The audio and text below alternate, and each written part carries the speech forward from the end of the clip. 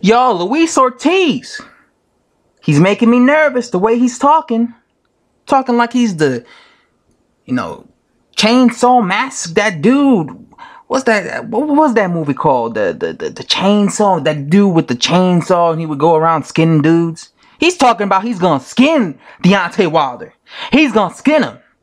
He's gonna skin him alive in the ring. So that means Ortiz is planning on hitting Wilder so hard that his skin's gonna get ripped off his body. That's crazy right there, man. That is crazy. I never heard no one say that. I've heard people say, I'ma catch a case. He getting laid out. I'm gonna send him back to his, city in a casket. I've seen people say that, but I've never seen somebody say, I'm gonna skin him. I'm gonna skin this dude, man. Now, obviously, he can't actually skin Deontay Wilder because, unless like he's Wolverine and he has, fucking metal in his gloves, and every time he hits Wilder, three of his claws get out of his gloves, and like that, then he could tear Wilder's skin off. But obviously, that's just like some metaphor and stuff. Now, the problem I have with this is Luis Ortiz couldn't skin Malik Scott when Malik Scott was moving. So I think it's going to be a little bit difficult for Luis Ortiz. I guess what he's trying to say is that he's going to be aggressive. He better be aggressive, because if Luis Ortiz does not cut the ring off on Deontay Wilder, he's not going to win this fight. Luis Ortiz, like I've been saying forever, is one of those type of guys that needs you to standing in front of him, or he needs you to be going after him so that he could let his combinations off. It's like Canelo Alvarez. If you look at Canelo Alvarez, whenever a guy's coming after him, whenever a guy's being aggressive towards him, that's when you see the best of Canelo Alvarez, right? Because, look at when James Kirkland, you remember when James Kirkland was going, all in on Canelo Alvarez's face, Saul Alvarez? Dude, look at how he beat the crap out of James Kirkland. Look at how he brutally knocked him out. It's because that's what Canelo Alvarez is best at. But look at when Canelo Alvarez isn't there with Sandy Lara, or an Austin Trout, or even an Amir Khan. I know he knocked out Amir Khan, but you get what I'm saying. When he's in there with someone who moves and who's keeping their distance, that's when he struggles. And that's why a lot of those fights when he's in there with guys that move, he goes the distance. I kind of feel Luis Ortiz is kind of the same thing as a heavyweight, if you get what I'm saying. Almost like Larry Holmes. Larry Holmes, when you would stand in front of him, he would dominate you with his jab, right? But the point was he needed you to be standing in front of him or coming forward. That's why when guys came forward against him in his prime, he'll be able to basically stop them in their tracks with that jab. But they made it easier for him because they would be coming towards him. But when he fought I believe, was it Michael Spinks? It was one of the Spinks. Michael the Spink, he didn't stand in front of him. He was moving the whole fight. And Larry Holmes wasn't the best at cutting off the ring. That's the type of fighter I believe Luis Ortiz is.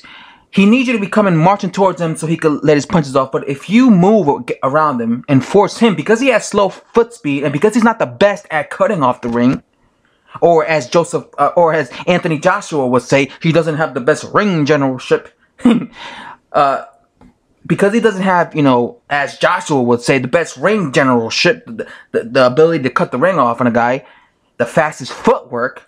Because he doesn't have that, that's why he struggles with a guy who moves. And that's why I say, if Wilder, and I think Wilder's going to do it, because Wilder has been saying, look at how this guy's been outboxing him. Look at how when you move against him, Wilder's been saying this out of his own mouth. There's several interviews. Look at it when you move against him, he has problems. So that's why I believe that Wilder and his team are going to approach this fight, not with Wilder standing in front of Ortiz, but Wilder using his foot speed. You get what I'm saying?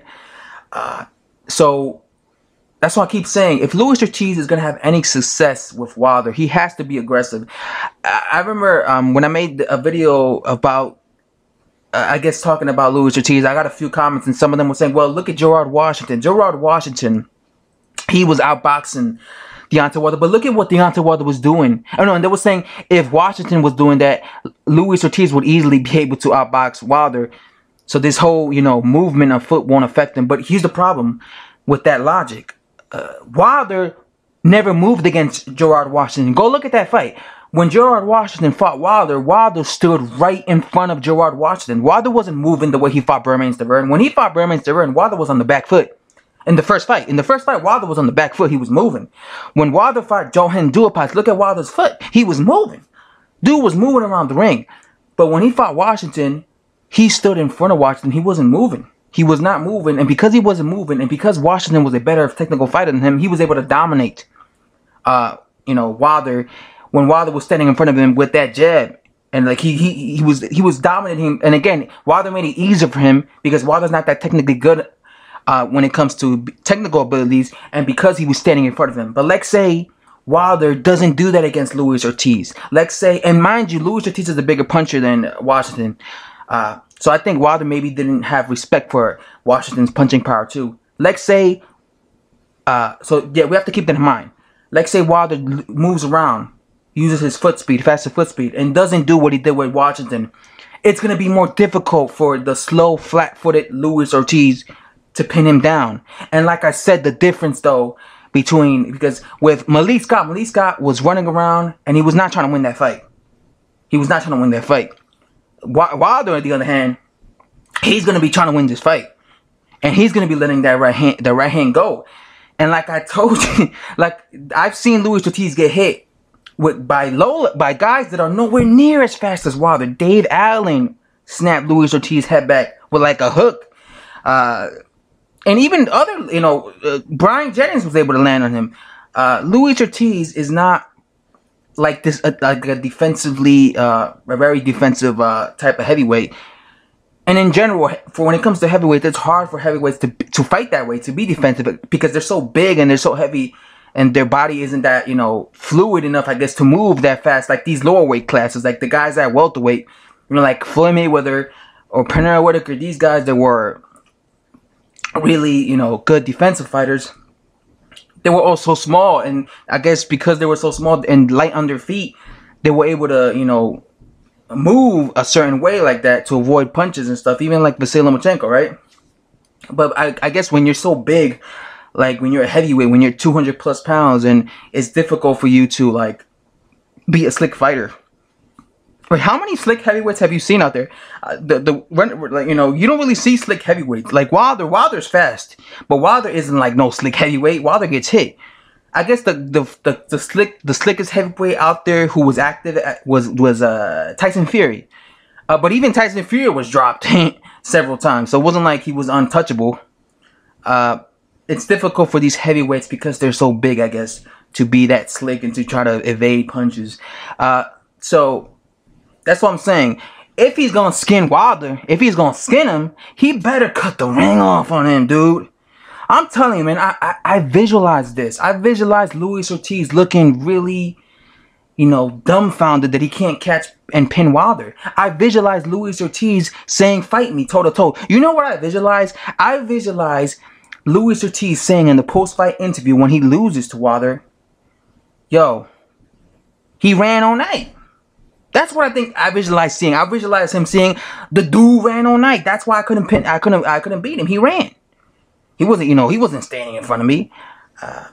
Either that, if it goes to distance, or hey, he's still gonna say that he ran all night and then he got lucky and hit me with the right hand, and the ref stopped it soon or something like that. I don't know. I just think because again, I've been watching boxing since I was a child, and I know styles, and like I said, Luis Ortiz's style, I think his kryptonite is movement. Movement is his kryptonite. Keeping away from him and having him come forward against you, that's his kryptonite. And that's why I'm definitely favoring Wilder. Plus, I don't want to delete my channel. I made a video saying, if Wilder loses, I'm going to delete my channel. So, Wilder better win. Wilder better win because my channel depends on it. Anyway, guys, let me know what you guys think of Luis Ortiz's statements. Do you think he's going to skin Wilder? Do you think he could actually do it? But like I said, he's gonna have to learn how to cut the ring off if he's actually gonna be able to, touch Wilder up. Because I'm telling you, Wilder's gonna be on the back foot, man. He's not gonna be standing right in front of Luis Ortiz. They have a game plan for Luis Ortiz. Wilder knows. Wilder is a smart. I've seen Wilder break down fights. He's smart. I'm telling you. He's smarter than people think he is. I'm out.